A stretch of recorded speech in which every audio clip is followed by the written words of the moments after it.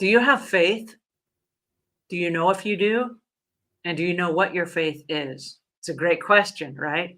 Join me today as I'm here with Omuugn, and today we're looking at the insights and wisdom of Omuugn. This is a book that I hope you already have a copy of because we are halfway through it. I know, never thought we'd get there, right? Well, every Saturday we spend about an hour with Omuugn himself. He's the author of the book, and if you have not picked up your copy, please do. It's available right now, and it is the first of a two-part series, and you can pick both of them up as a combo available on Amazon. But I want to encourage you as you join us each week to jump in the comment section and ask your questions as we unpack each of these individual, really important life topics. And today we're talking about faith, which is kind of an interesting and open-ended concept for many people. So let's dive in and find out what faith really is. And then when we leave here today, we're going to leave you with a challenge to learn to recognize and explain and practice your own faith. Help me welcome Omuugn. How are you today? I'm doing very well. It's a cool, brisk morning here in Eastern Oregon. About, maybe 40 degrees and a beautiful day. It'll be sunshiny and we'll get a lot of things done. So, a great day. Well, I want to say hello and welcome, even though it's cold. We also have another listener, Julie Brown, who says good morning from Oregon. So, all of y'all that are in Oregon, I hope your day warms up and is sunny. I'm in Charlotte, North Carolina, and it's sunny today, but I do have a little jacket on just for good measure. It is beautiful out there, and maybe I'm going to get out for a brisk walk after just to enjoy the crisp, cool morning here as well. So, faith. Today we are on pages 221 of the insights and wisdom of Omuugn. And I wanted to read, if I might, something from the book, and then we'll unpack it, if you will. It says there's a difference between blind faith and intelligent faith.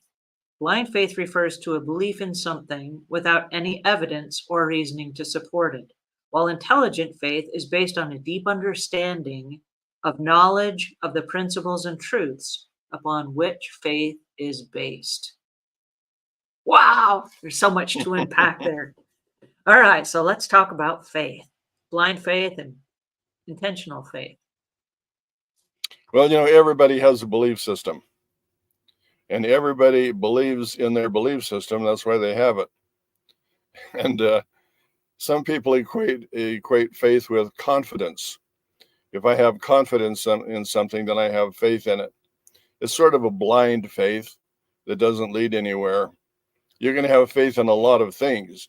If you have a confidence in something that just isn't accurate, you can call that faith, but it's not going to lead to a good place. It's interesting that our belief is a combination of two verbs, to be and to live, belief. And so one verb is transitive and one is intransitive. In other words, one is a passive verb and one is an action verb. And really, when faith is utilized in a scriptural context, it's a verb, not a noun. And usually when we think of faith, we think of a noun. I have faith, where it would be more accurate to say, I am faithing. I'm doing this thing because I'm faithing. I'm actually living this belief that I have. And so every culture, every tradition has its own belief system. And people grow up as a child believing in that culture, in that tradition. And they may not be accurate at all. People used to worship the sun or the moon or nature or all different kinds of things. Those things may or may not be true. We have to decide what is truth, what is reality, and what is not reality. It's interesting that faith as a principle impacts every area of our lives. We're living in that dimension of faith or we're not. And there are a lot of people who are, we'll probably talk about them throughout this session today. There are more and more people all of the time who are becoming homeless. There are people who are drifting away from major religions. There's kind of a movement in the country. It's kind of like the country is trying to ascertain where it is. What is really the essence of America now? The essence has sort of changed over the years. Like we have movies that come out. Maybe some of you have seen The Matrix, where life itself is a simulation in a computer. And what we're trying to do is find a way out of that simulation. I think that describes my everyday. I feel like I'm trapped. Help me. I need to get out. There's an organization called CERN, where they have superconductors and they split atoms and they use super magnets to accelerate things to the speed of light. And they've created what we call wormholes that actually go into other dimensions. And we talk about things like time travel and parallel universes and parallel earths, and all kinds of concepts are kind of weaving their way into our reality that we live in today. And part of that is the search, man's search for what true reality is and what truth is. And we're experimenting in all kinds of things, trying to determine what that is. And the government and science, they've kind of formed a consortium where they tell us what to believe in a lot of different ways. For example, the government publishes a dietary thing that tells you how to eat. And what we have found out over the years is that that information is not really very accurate. For example, they tell us to move away from, the pioneers used to eat butter. And now we have something that it tastes like butter, and it's a margarine, and it's made in a different way. And it's supposed to be healthier than butter. And then after many, many years, we find out that it's really much more detrimental to our health than natural butter. And this thing that science has produced is not for our benefit.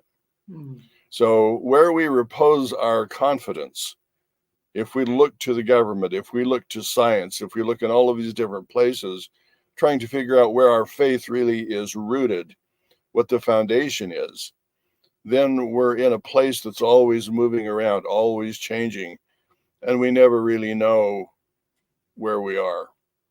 Well, let me ask a question about that, because is faith something that's stagnant and it's true and infallible, or is faith something that kind of moves and progresses as you progress? Well, it depends on your belief system. Faith is really different for a lot of different people. Faith is different for a lot of cultures. They call it faith. Through my own research and my own experience, I'm going to give you a definition today of what faith is, according to me and according to my research. Okay. Probably everyone is going to have to determine that for themselves. I'm not even suggesting that other people believe the way I believe. Fair I have my enough. own experience. The advantage that I have over other people is that this is my podcast. And so I have the opportunity to tell you what I believe, but not everyone will have an opportunity to tell me what they believe. Got it. But you can get into the comments and actually respond to that if you would like. But yeah, what and I I'm going invite to- you guys to do that. I invite you to jump into the comments and leave your notes. Even if you're watching the replay on this and you're watching this a year from now or listening to this a year from now, share with us what your belief of faith is. Share with us your concepts, because we do answer all of our comments here on this show. in its essence, faith transcends mere religious belief or doctrine. It's a connection to something that's greater than we are.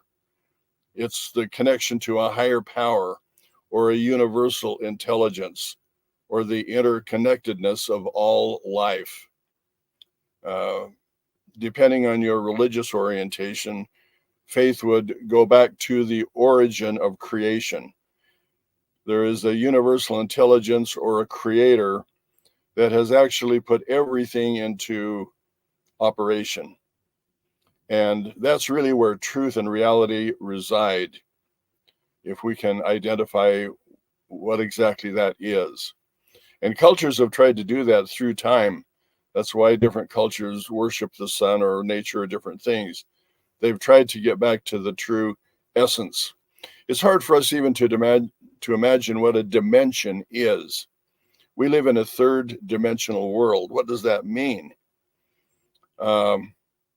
Maybe a good way to look at dimensions is take something like oxygen. Mm. Oxygen is in the air we breathe, and we could say that the air is a dimension. And then we can take that down to the ground that we live on. And that's where plants take in oxygen, and they use the energy of the sun to convert that essence into a new product. It actually gives off oxygen on that level. And then there's the oxygen that exists, for example, in the oceans, in the sea, in the water. And oxygen is a compound that enables a whole world to live in a place that we don't even see except on the very surface. The ocean is filled with a reality of its own, with all of the different species and the fishes and the crustaceans and on and on and on and on and on it goes. So dimensions are like entirely different world experiences. And every dimension has its own characteristics. Like the air has a characteristic, the ground, the surface has a characteristic, and the water has a characteristic. And so faith operates in all of the dimensions, and there are many, many dimensions. And dimensions have been sort of introduced to us through scripture and through wisdom literature and through the information that has come down through the ages. For example, angels will appear to someone. And where did they come from? Where do they live? Well, they live in a place that we don't normally see. They live in another dimension. And a dimension is a range of resonant frequencies. For example, there are frequencies that we can hear, that we can see, that we can feel. There are things like X-rays that actually go through us and show us what we're like on the inside. And every dimension has its own range of resonant frequencies. And so every dimension will have its own sounds and its own colors and its own reality. So would you say that faith is being aware of those dimensions, or does your faith change as you learn more about the dimensions, or can faith exist when you are completely unaware of, let's say, the oxygen in the ocean? It doesn't cease to exist. It's still there in the ocean, and there's still a life force that goes on there. But if you're unaware of it, does that mean you have no faith about that, or does that mean that it continues in spite of your faith? Well, you're too far down the road. Let me back up. We're on our way there, but the thing I'm trying to introduce to you in these thoughts is that reality and truth is more expansive than we normally think of them. If we want to really find reality, for example, the questions that have taunted mankind through the ages, who are we really? Why are we here? And where are we going? What is our ultimate destination? What is our purpose in life? Those questions have been answered by people throughout the ages. And so we have to have a way of ascertaining that for ourselves. So we need to become aware that there are other dimensions, there are other possibilities, there are things that we don't take account of when we make decisions or when we make assumptions, when we look at things. We need to take more time to sit back and really analyze things. What we're going to find in our discourse today is that faith is actually something.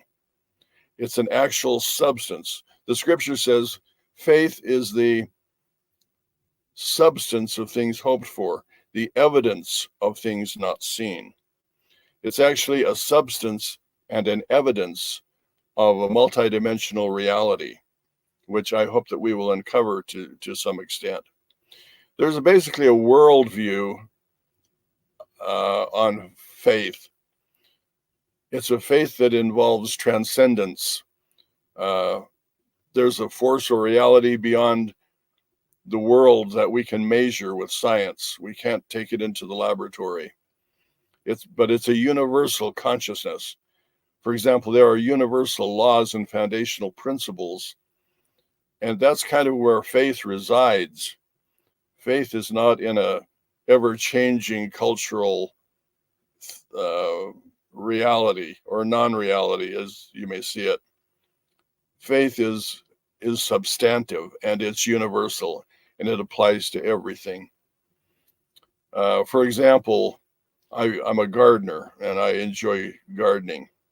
I have the confidence or the belief or the faith, if you will, that if I take a good seed and put it in good ground and take care of it, that seed has the information in it to attract all of the minerals and all of the nutrients that it needs to produce a mature fruit. And if I do my part in watering and weeding and taking care of it, making sure that it's in a place where it can get sunlight and all of the things that it requires, that I will produce a harvest, and I will be able to sit down and do what I'm going to do this afternoon, which is to make homemade apple cider vinegar from apples that I produced on my trees last year. I'm bringing those out of the cooler and making apple cider vinegar today. So that's a whole process that I have faith and confidence in. And if we look in nature, we see in the ecosystems that have been created that they all kind of work together. Nature has a way of going through cycles and producing fruit and producing topsoil and producing oxygen and nutrients and all of the things that we need to live and enjoy. We find that in nature. Do you have to And believe in that? And is that faith? Or does that happen in spite of your faith? well, it's happening around us in nature in a way that we can see how nature works, how the principle of faith operates automatically. And we can tune into that by becoming a gardener and following those eternal principles and laws. So, as I say, faith is more of a verb than it is a noun. It's But I mean, if actually I plant a garden, am I faithing that it's going to grow? Because I can't see it and I can't prove it. But like you said, if I plant a seed, I have an intention that I'm sending a message to the universe like, hey, I'm planting a seed and I'm expecting you to bring me the water and the sunlight and all the things that I need to make it grow. Is that me faithing that that's going to then come to fruition? well, yes, that's an element of faith. It's kind of if we were to break faith into different segments, different levels of reality, this is sort of a world view of what faith is. Many people, for example, garden and raise crops, and they're not trying to transcend mortality. They're not trying to interact with the creator of the world or with divine reality. They're just following a process that is proven over time. For example, if I wanted to learn a musical instrument, I can be just totally overwhelmed, or I can say, many people have learned to play this musical instrument. And if I go through the process of learning how the instrument works, and if I learn how to read and apply musical concepts, and if I practice, I will end up being, well, maybe not a master, but I will be able to play this instrument and I will be able to express myself musically.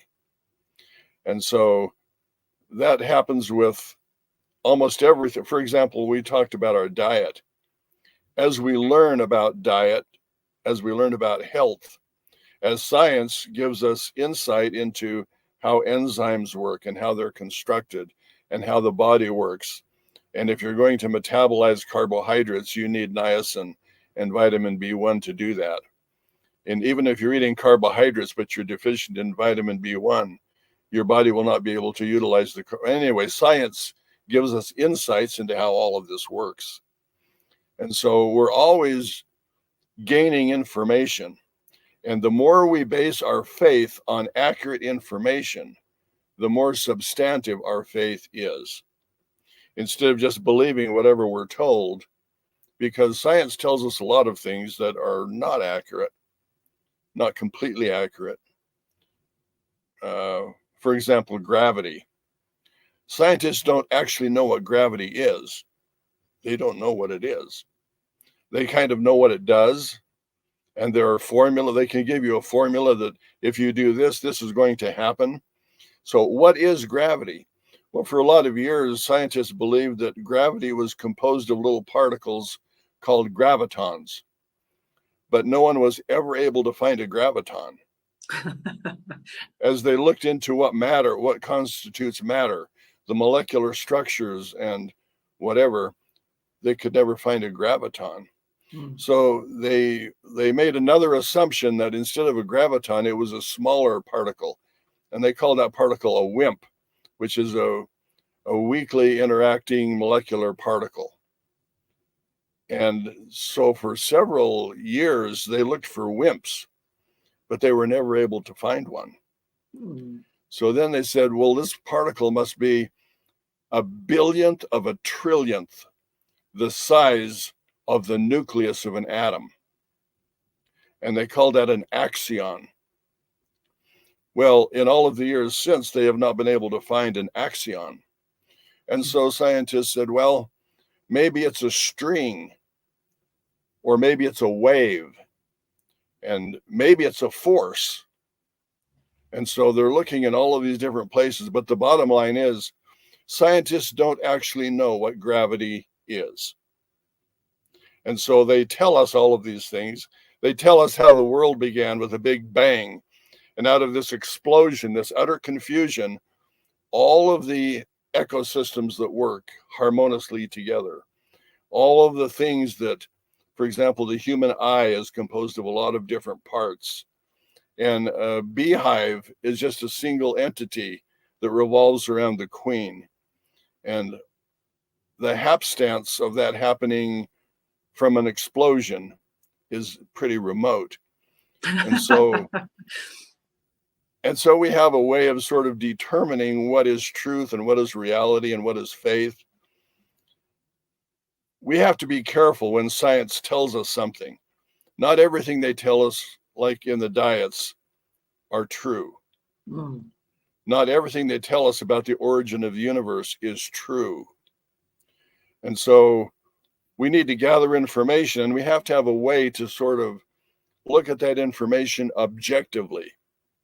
And what I've done for myself is I've created a series of filters, and every filter is a different way of looking at something. And there are laws that are part of my filters. For example, cause and effect is a filter.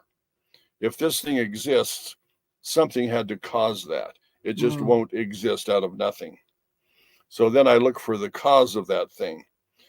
It works in a relationship. If my relationship is bad, that's the effect of something.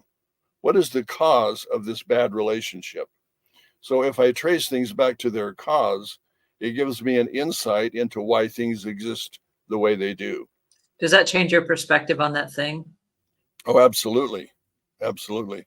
The more information you have, and like I say, if I'm raised in a culture where there are flaws in my culture, there are false beliefs in my culture, and I believe them, then if I'm introduced to new information that makes a lot more sense and I can see how it fits together, that information will change my belief. And so having changed my belief,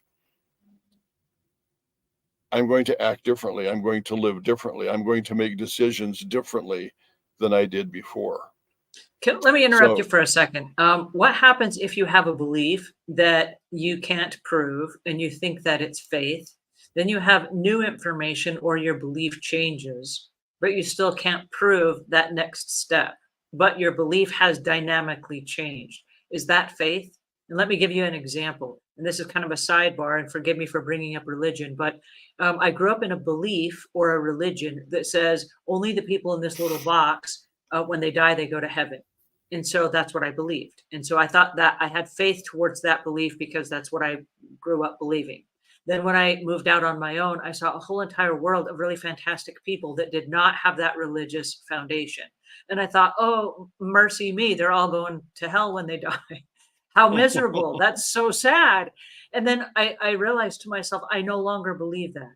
Okay. I'm not the judge of the universe. And I don't believe that all these people are going wayward when they die because woe is them. They didn't believe what I believed growing up. Like that seemed really shallow to me and far fetched. So I changed my belief, but I didn't have anything to support it and I didn't have anything to prove it. I could not prove that when they die, they're going somewhere else. But I believe I have a faith that they'll be taken care of or they'll be judged according to their own merits or however the process is done. So my belief changed, but not because I had proof that they were going somewhere different. Does that make sense? absolutely. In fact, I think it's sort of universally applicable that all religions believe that their particular take on our connection with, let's say, divinity is the accurate one, and everyone else is sort of in jeopardy. And everyone believes that. In fact, it's kind of finger pointing because you were raised in my belief system. And so what you just said reflects on what I taught you as a child. And my belief now is different than when you were a child. I have gained new information and I have changed my belief also. And so, We're yeah, we're in the, twins. And I well, don't I we're in don't the, hold that against you because at one phase of your life, that is what you believed. But just because I came through that phase of your life, that doesn't mean that we both got stuck in time. We both grew up and we developed into our own people with our own belief systems and our own, our own world of knowledge. And so I only expect that as people progress and they change, that they will advance and they will expand on their own horizons. I think that's a natural progression. well, it isn't natural, actually. Um, there are many people who are stuck. In other words, this is what they were taught when they were little, and they'd never change. They will stay that way their whole life. Hmm. There are people who are searching for truth, searching for reality, what really constitutes reality, and they approach things with an open mind, and they're willing to entertain other ideas, other philosophies, other ways of looking at things. And so I think it's important to be the kind of person who is looking for what's right instead of who's right. Hmm. And so if we can fasten ourselves onto truth and reality, then we're going to end up in a good place. The objective of writing the books, in fact, was to identify the particular areas or traits that people would have or characteristics that would be the ideal characteristic. And if you were to live up to that ideal, you would become the very best version of yourself. Mhm. And if you had a And I false, have I have faith that that's true because for me, going through that exact process, I didn't have proof. I didn't have proof that number one, there was a hereafter. I didn't have a proof that all my cool friends that did not grow up the way that I believed were going to go there when they die. I did not have proof. But for me, looking at it was like I grew up in a room of a house. And as I stepped back, I realized like, whoa, there are many rooms inside this house. And as I stepped back one step further, it was like, whoa, it's a neighborhood with lots of houses and lots of rooms. And then realizing that regardless of the religion that I was studying at the time, they all pretty much said, don't judge other people. Like, you're not the general manager of the universe. Like, don't play that role. So when I backed up, I was like, oh, forgive me, but it's not my job to judge. Therefore, I'm not going to be the judge. I'm going to relinquish that, I don't know, whatever control I thought I had over the universe, because I don't. And I'm just going to go about my merry way and be the best version of myself. And with that came a different faith and a different belief, because I grew up believing that I was a sinner and I had to repent and all these things. But if I sat down and I wrote down on a piece of paper all my sins, I looked at them and I'm like, I really don't know that I sinned. I don't want to sound arrogant and egotistical, but I didn't do anything intentionally where I sinned.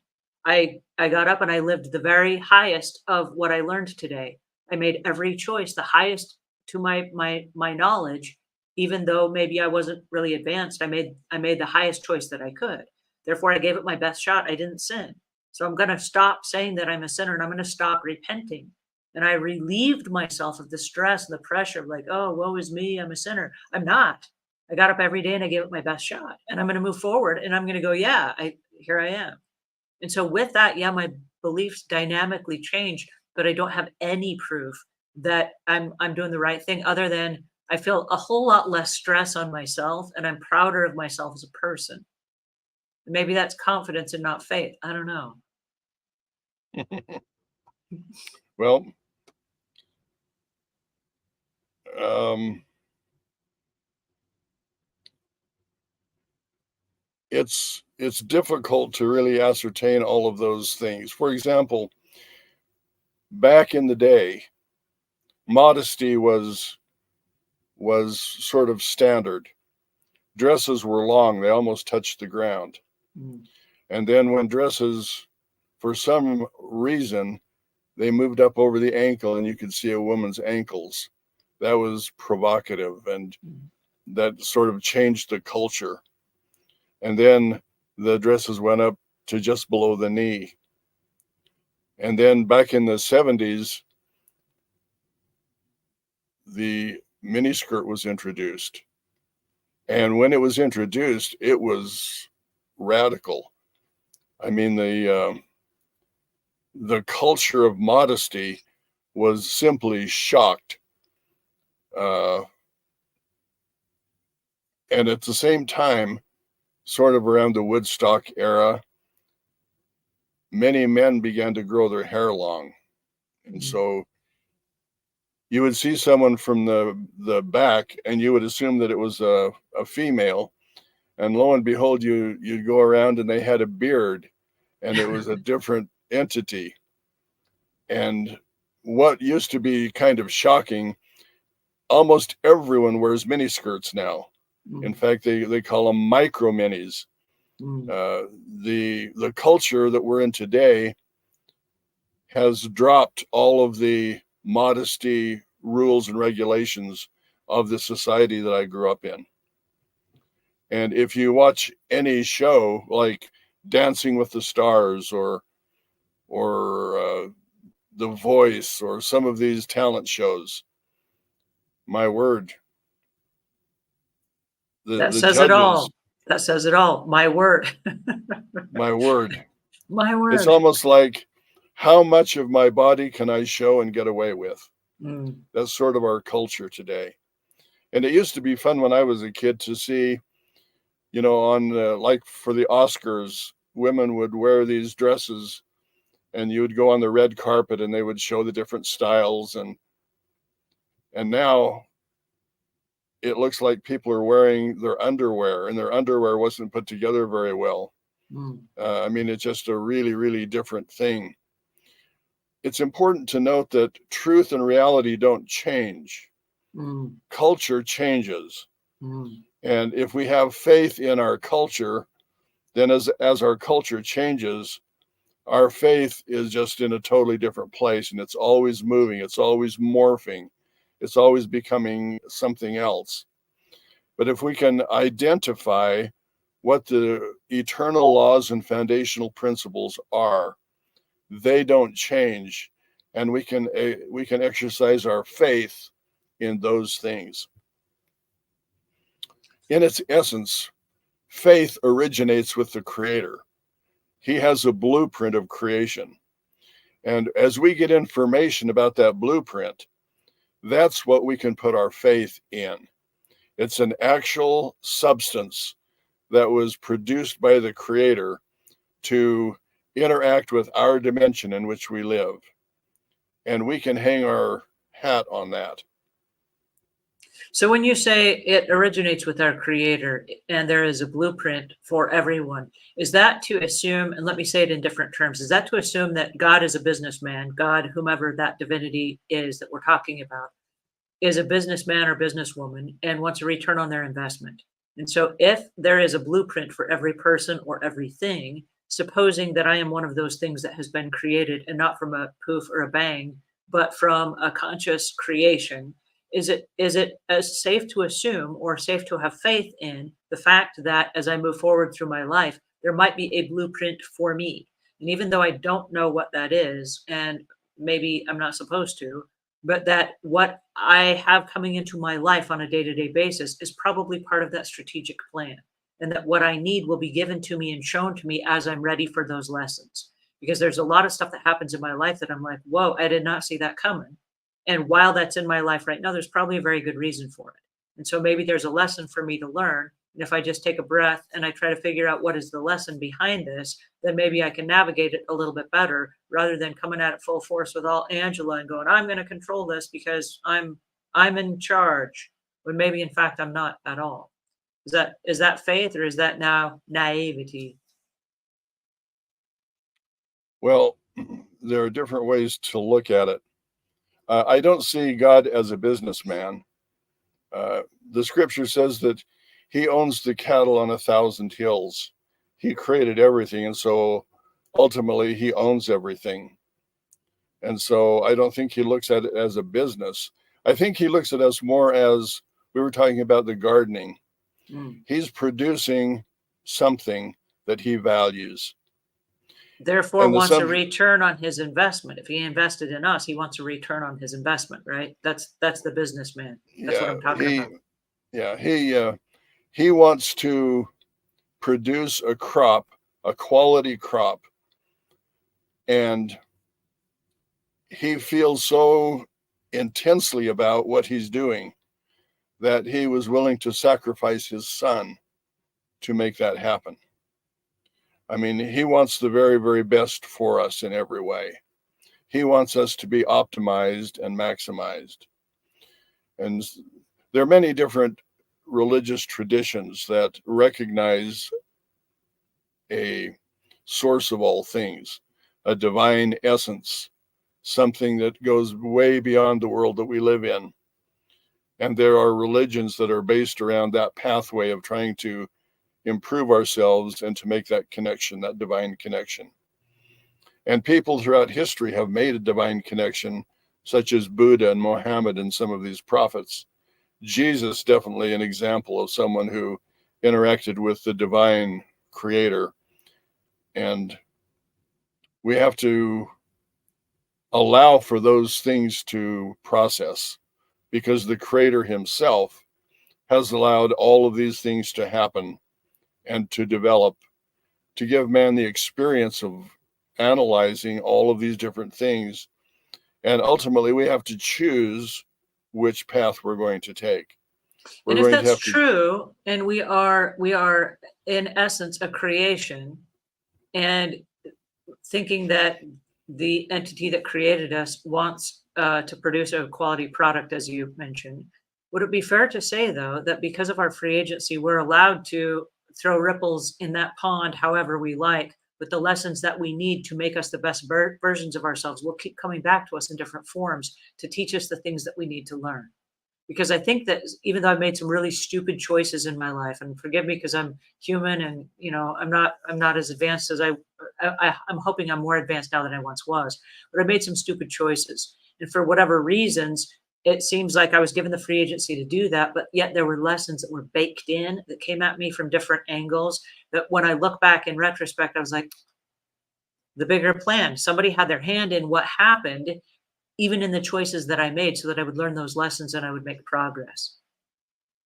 Yeah, what you're talking about is universal law. Universal law exists to teach all of us the lessons that we need to learn. And we all need to learn different lessons.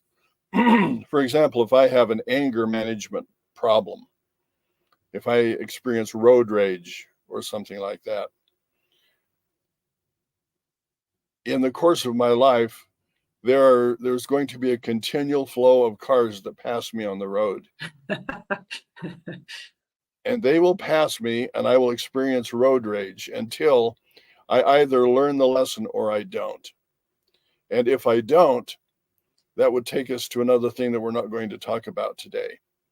But if I learn the lesson, then as a car passes me, instead of being enraged, I bless those people.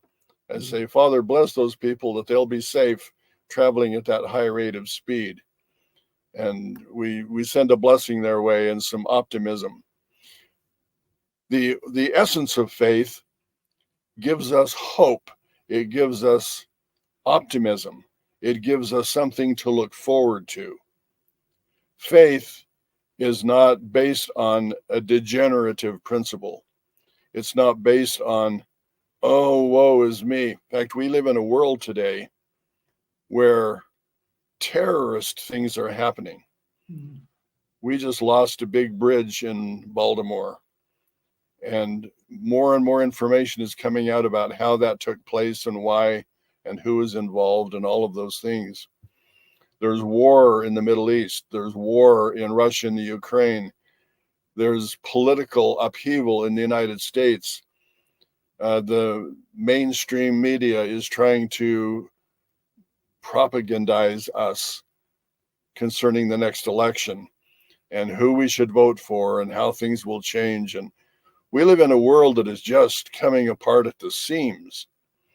And there is a word called equanimity that is closely associated with faith. And the state of equanimity is a state of mental calmness and composure and evenness of temper, especially in difficult situations. So if we're filled with faith and we believe in a creator who's basically behind the scenes running the show, we don't need to look at the world that's falling apart around us in dismay and become fearsome and worrisome and full of anxiety. We believe that the creator who created all of this is going to make everything turn out okay. Everyone has a purpose in life, and some of the purposes are to keep our country on course. And our country has to learn things as a country. It's called a collective consciousness. We have been passive for a long time. We have been spectators, allowing the government to make all of our decisions and to expand and grow exponentially in every direction. Now there are departments of education that tell our states what to put in our schools for our children to learn.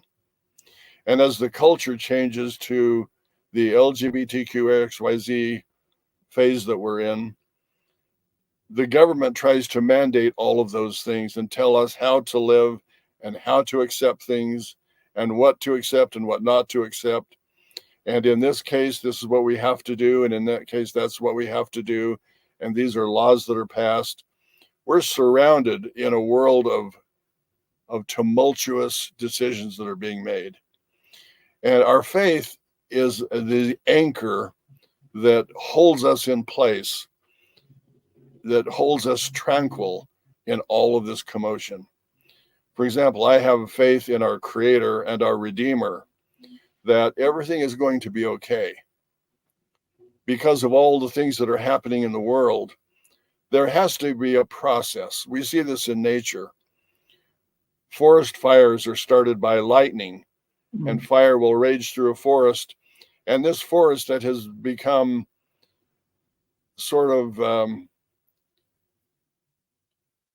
wild, undergrowth, brush, New trees have a hard time even starting because of all of the congestion, and trees are too close together and there's too much shade, and on and on and on. All of a sudden, a forest fire sweeps through and just cleans out that whole forest.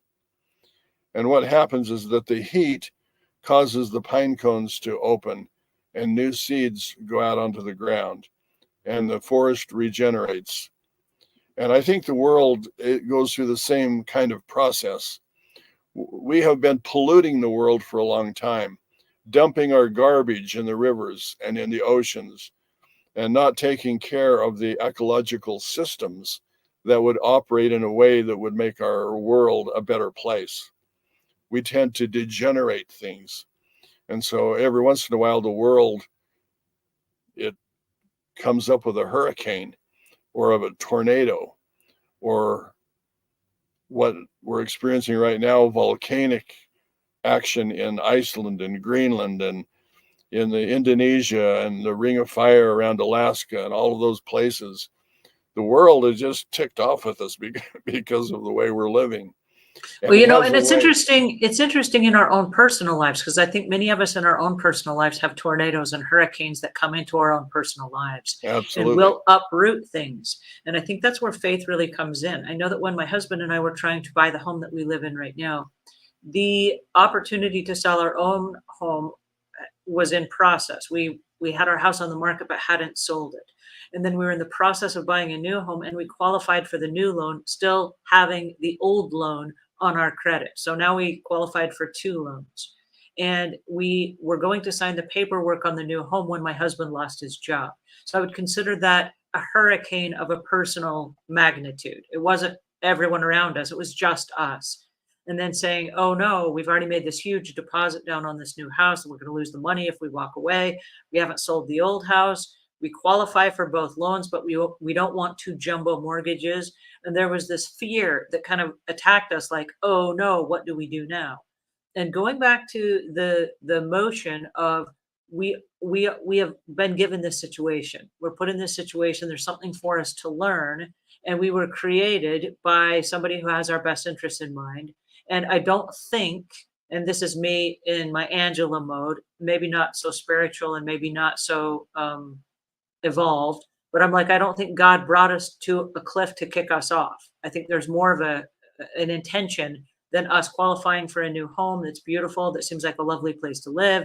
Maybe it all works out. Even though we lost the job, we don't have the money to pay for now either home, maybe it still works out. So instead of scrambling and being worried and staying up at night and fussing and all the things, let's turn it back over to the Creator, because I don't know why we're here. I don't have the answer. But if there is an answer, I'd like it for it to be made known so that we can progress one way or the other. And in the turn of events, we did qualify for the other house. So we went ahead and closed on it in spite of the no job. And what's really peculiar is the mortgage was then due 45 days later. About 2 days before the other mortgage was due, we sold the other home and they made a down payment, or they paid off the loan. So we then had the money to pay the mortgage on the new house. And in the process of us signing, because then it's a few weeks before you go to closing, my husband was able to get a new job. It was actually one of the best jobs he's ever had, that then paid for the new home and made that all possible. So during the phase of, oh no, what happens? I feel like we really dived into faith and said, hey, we don't know what the answer is. And we don't need to know. We need to know that the answer is there, and it's got our best interest in mind and will take care of us. And so in the end, we ended up with a beautiful home. We ended up selling the old home. We ended up never with 2 mortgages. We ended up getting the best job of forever. It all worked out. Yeah, it's the faith and confidence that there is a higher power behind us, guiding us.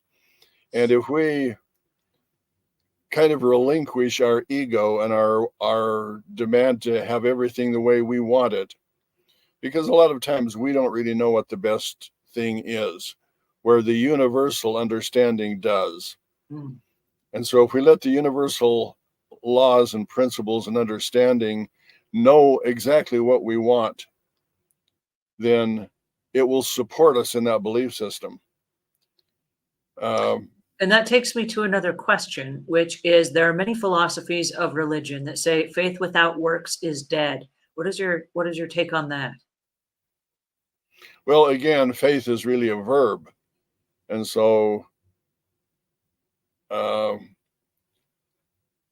if you translate action as work, then you're going to run into a conundrum, because faith requires you to do something. From my own experience, whenever the Lord gives information to me, it's for me to do something.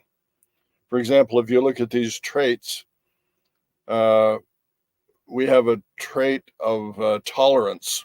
Mm. So what does tolerance tell me to do? It tells me to allow other people to express their opinions and to have their own belief system. And so every time I interact with someone and they tell me what they believe, if I implement the principle of tolerance, I act a certain way. It causes me to do something that I normally wouldn't do. I would normally argue for my viewpoint and try to get the other person to conform to the way I see things. Mm. So every principle requires us to do something. And I hesitate to say that isn't works. Works is sort of when you do things on your own.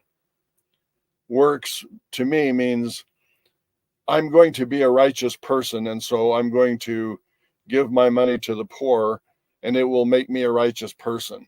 Mm. I'm not a righteous person because I gave money to the poor. Mm. But if I look at someone who is in need and I say, I want to help that person, I help them because I have empathy for them or I have godly characteristics. I'm not working to make myself righteous. I'm helping someone because in that essence, I am righteous. I'm seeing that person as a worthwhile entity that God values, and I want to be a part of the process of helping them any way that I can. It's a way of me emulating what my Savior would do or what my divine essence would do. So faith requires us to do things, but we can't work our way into righteousness. We have to Mm. do things because we have that quality, that trait, that character. And we develop that because we choose to do that. I can choose to be a loving person, or I can choose to be a critical person. It's a decision that I make. And the decision that I make will determine my reality. If I'm a critical person, I'm not going to get along well with people. People are going to look at me. They're going to want to avoid me because criticalness is a negative energy, and people do not like to be around a negative energy. So I want to imbue all of my actions with positive energy. I want to interact with people in such a way that they say, wow, I learned something today. I'm a better person because I interacted with this person. And that person didn't tell me anything that I didn't know, but they listened to me, and I had to get this off my shoulders. And so sometimes just listening and being there for people is really what they need. So, yeah, faith and works, there are different ways that you can look at it. You can't earn righteousness, but you can be righteous. You can do things for the right reason. Well, I've always looked at it as, did I make a preparation? For example, let's talk about food storage for a second. Food storage, the world is ending. And like you said, there are all these catastrophic things that are happening around us right now. I'm not making it up. It's real. It's happening around us right now.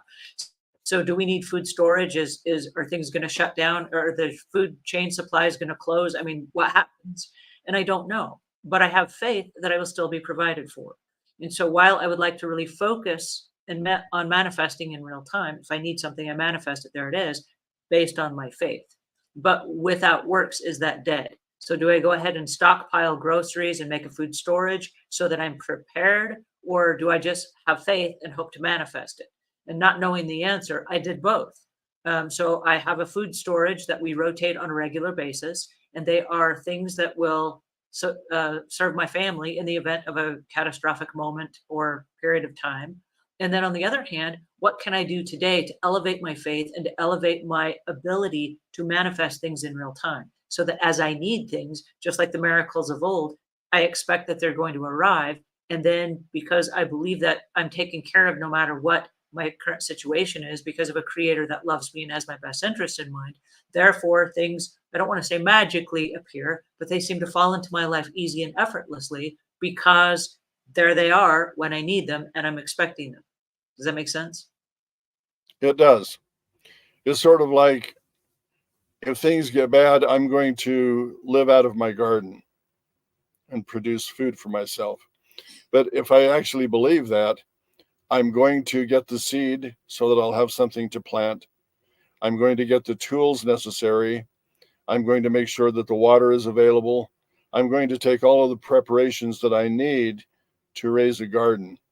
I'm not just going to have a blind faith that if things get bad. For example, in my area, there's quite a bit of wild game. And the idea is, if things get really rough, I'll just go out in the mountains and harvest deer or wild turkeys or something. But if you have millions of people hunting deer and wild turkeys, there aren't that many deer or that many wild turkeys.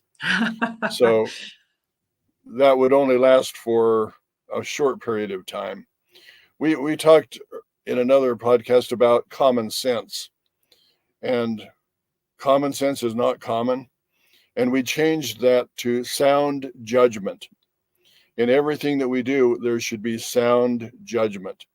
And that sound judgment should be based on information that is accurate. And so we should always be in search of the information that is most accurate. We should be very selective of the news that we listen to. The news that we listen to is not news, it's propaganda most of the time. And so we don't really know what's going on in the world around us other than what we receive through the news or through the internet or however we choose to get our information. We have to be very, very careful of the information that we adhere to. I told you at the beginning that I was going to tell you what faith is to me, as I have come to understand it and to learn. Some of these words you may not be totally familiar with because it's my own research and what I have come to understand. If need be, I can explain, but faith is an energized, coherent light vector containing true knowledge from the Father's blueprint, traversing multidimensional realities in sacred geometric circuits as an harmonic resonance in an increasingly enlarging toroidal pattern through a parallelogrammatic structure in a hyperdimensional holographic matrix at a 45-degree angle, which is the ideal, while integrating vertical and horizontal components for a specifically requisite period of time.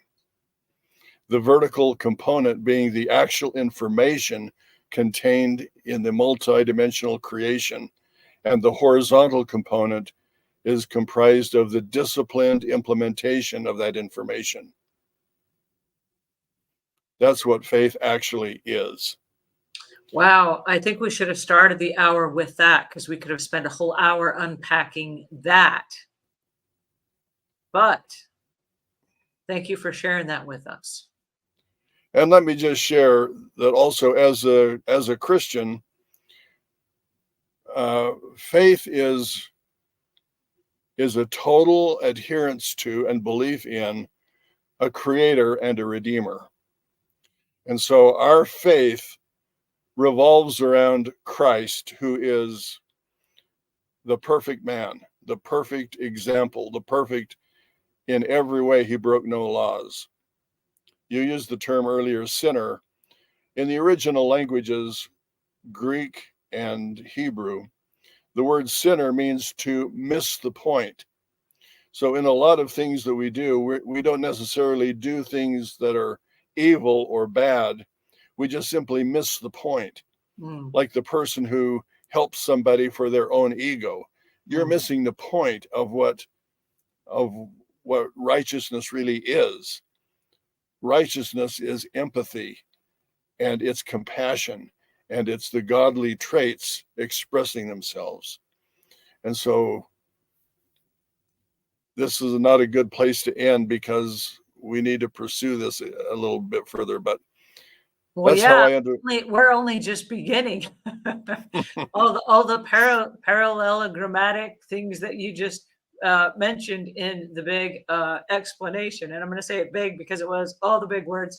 Um, I think that does demand another conversation. But as we leave today, because thank you so much for your time, and our time is up.